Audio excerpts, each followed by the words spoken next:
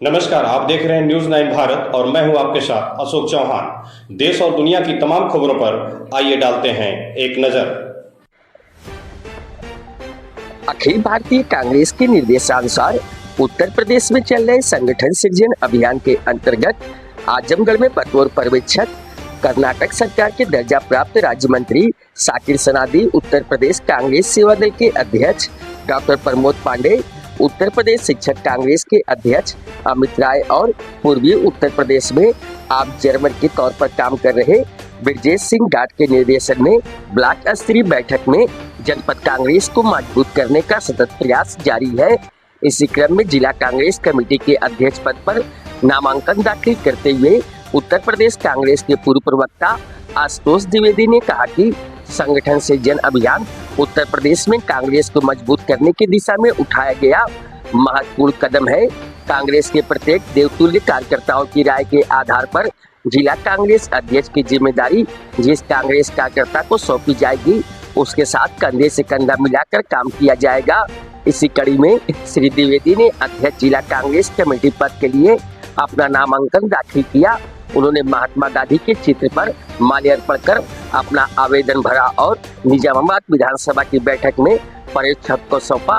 उन्होंने कहा कि कांग्रेस एक परिवार है और जो भी लोग अध्यक्ष पद के लिए आवेदन कर रहे हैं उसमें ना कोई मतभेद है ना कोई मनभेद है। यह एक लोकतांत्रिक प्रक्रिया का उत्सव है जिसे कांग्रेस पूरे जश्न के साथ मना रही है और लोकतांत्रिक प्रक्रिया को जमीन पर मजबूत करने की दिशा में आगे की तरफ बढ़ रही है।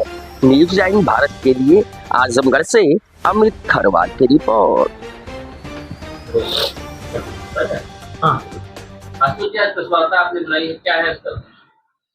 देखिए, हमारे केंद्रीय नेतृत्व में अखिल भारतीय कांग्रेस कमेटी की तरफ से पूरे देश में संगठन सृजन अभियान शुरू किया गया है और उस संगठन सृजन अभियान के अंतर्गत ग्राम कांग्रेस से लेकर के ब्लॉक कांग्रेस से लेकर तहसील तक और उसके बाद जिलेवार और प्रदेश तक ये संगठन को मजबूत करने के लिए अखिल भारतीय कांग्रेस के द्वारा उठाया गया एक कदम है, जिससे पूरे देश में कांग्रेस, उसकी विचारधारा और संगठन को मजबूती प्रदान करने के दृष्टिकोण से ये पूरा कार्यक्रम चल रहा है। इसी क्रम में आजमगढ़ जनपद में ये संगठन सृजन अभियान अपने अंतिम चरण में है और हमारे जनपद में शाकिर सनदी साहब जो राज्य मंत्री हैं कर्नाटक सरकार में, वो एज ऑब्जर्वर यहाँ आए हुए हैं और वो विभिन्न तहसीलों पर ब्लॉकों पर जाकर के देवतुल्य कांग्रेस कार्यकर्ताओं से उनकी राय ले रहे हैं कि जो अध्यक्ष पद के लिए जिन जिन लोगों को नॉमिनेशन करना है उन लोगों को वो अपनी रायशुमारी में शामिल कर रहे हैं और इसके बाद ये पूरा कांग्रेस का जो ताना बाना है संगठन के दृष्टिकोण से मजबूत बनाने के दृष्टिकोण से ये सीधे संगठन महासचिव वेणुगोपाल जी तक जाएगा और उसके बाद मुझे लगता है कि सितंबर के पहले पखवाड़े तक इस पर निर्णय आ जाएगा कि अध्यक्ष के तौर पर जिले में कांग्रेस को कौन लीड करेगा। देखिए, आवेदन के लिए एक प्रारूप बाकायदे बना करके उत्तर प्रदेश कांग्रेस की तरफ से आया है।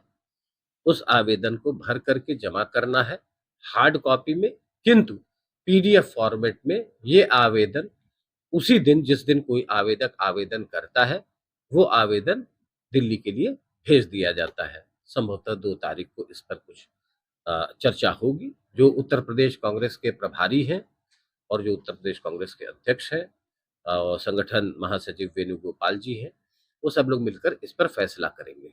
अब मैं एक महत्वपूर्ण बात आपको ये बताना चाहता हूँ कि कांग्रेस की जो विचारधारा है और उसका जो एक सांगठनिक ढांचा है वो महात्मा गांधी, पंडित नेहरू, सरदार वल्लभ भाई पटेल, मौलाना आजाद के आदर्शों पर चलते हुए एक पारिवारिक ताना बाना है। ये एक परिवार है, उसमें ग्राम कांग्रेस से लेकर के तहसील, ब्लॉक और जितने भी देवतुल्य कार्यकर्ता हैं वो अपना काम कांग्रेस को बहुत दिनों से जो शक्ति और ऊर्जा प्रदान कर रहे हैं।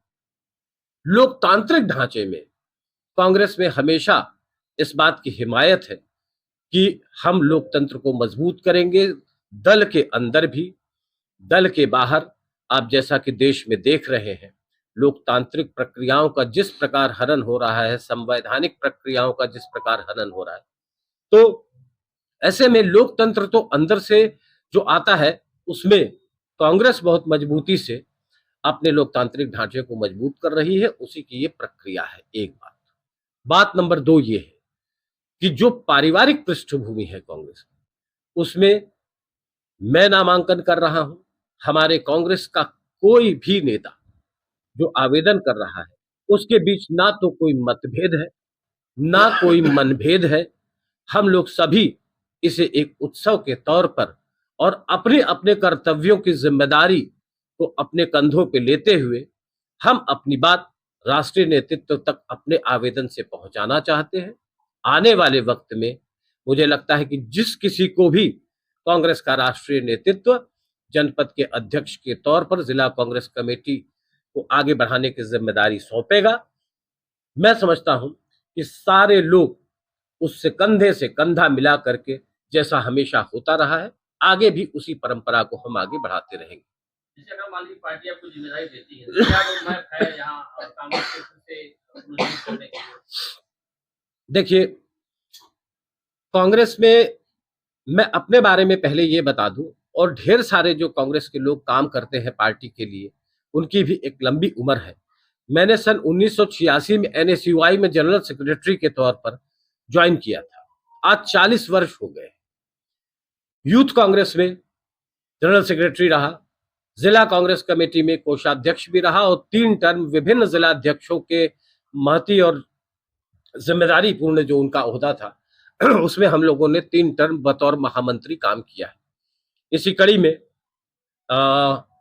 उत्तर प्रदेश कांग्रेस कमेटी के प्रवक्ता के तौर पर भी श्रीमती प्रियंका गांधी जी द्वारा जिम्मेदारी सौंपी गई थी, उसका भी निर्वहन किया गया। और आज जब इस लोकतांत्रिक प्रक्रिया को आगे बढ़ाने का दौर आया है, तो मैं भी आवेदन कर रहा हूं। अब कांग्रेस का जो संगठनात्मक ढांचा है, उससे तो हम लोग 40 साल से वाकिफ हैं। रह गई बात जमीन पर आकर के काम करने की, ग्राम कांग्रेस को मजबूत करने की, ब्लॉक कांग्रेस को मजबूत करने की, तो आम लोगों को उससे जोड़ना हमारी पहली प्राथमिकता होगी। और उसी प्राथमिकता को हम अगर आगे बढ़ाएंगे, तो उत्तर प्रदेश में 27वें चुनाव है, और उस चुनाव में शायद हो सकता है कि हम अच्छा प्रदर्शन करेंगे और सरकार भी हमारी बनेगी।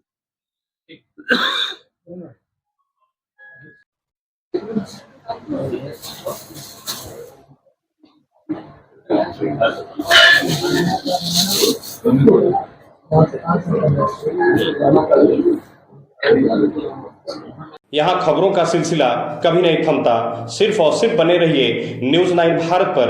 अब चाहूंगा इजाजत। नमस्कार।